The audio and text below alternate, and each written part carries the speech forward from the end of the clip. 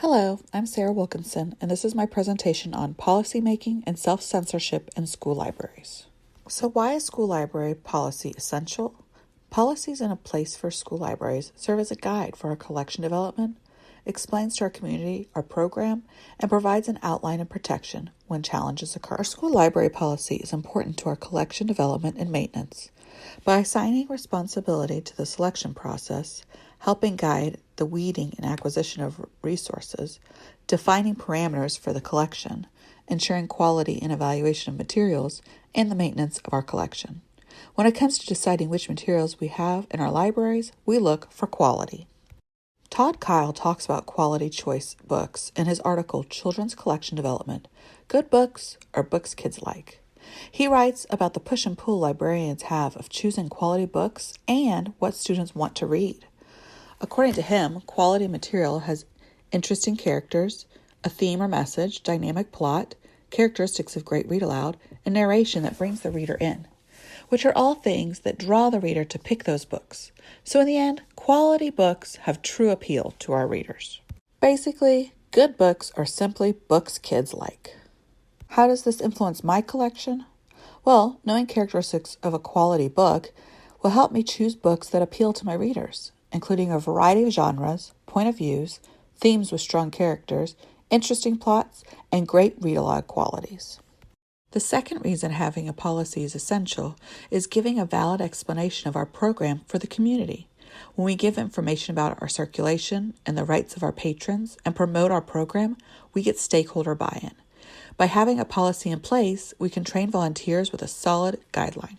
The final reason to have a policy is it provides an outline and protection when challenges arise. It provides our patrons confidentiality, along with guiding staff in handling complaints and giving the community an explanation on the acquisition of our collection. Having a policy that incorporates what will happen if there's a book challenge or a complaint is important so we can avoid censorship in the library. But sometimes censorship can come from within the library. Librarian self-censorship is when a librarian doesn't purchase material based on their own biases or fear of challenges or conflict. It also occurs when there may be materials bought and the librarian limits the access to it, whether they put it in a restricted section, require parent permission, or only allow certain grade levels to check it out. In an article by Robin Moeller and Kip Becknell, they discussed how self-censorship has increased due to the rise of book challenges. I also read an article by April Dawkins called The Decision by School Librarians to Self-Censor, the Impact of Perceived Administrative Discomfort. It was about librarians self-censoring due to perceived lack of support from their administration. The study contributed this to the spiral of silence theory, which is when librarians were worried about their administration disapproving, failing to support them, or questioning their professionalism based on their choices in their collection. The biggest takeaway from this article is that communication is key. As librarians, we have to communicate with our administrators. They must understand our role and the library's role for students' intellectual freedom. We need them to understand the district and our school library policy and procedures to ensure a united front when challenges or complaints do arise. This communication should alleviate the perceived administration discomfort, easing the self-censorship librarians seem to veer towards. But in the end, why is self-censorship so wrong?